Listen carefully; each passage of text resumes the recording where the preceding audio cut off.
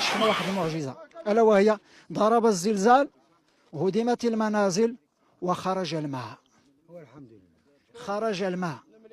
يلا سير نتقرا واش تقرا هذا الماء اللي خرج كيفاش خرج. سبحان الله، يعني الأودية، يعني كان الماء جافة، راه ما تلقاش الجغمة ديال الماء، فإذا هي سالت ماء.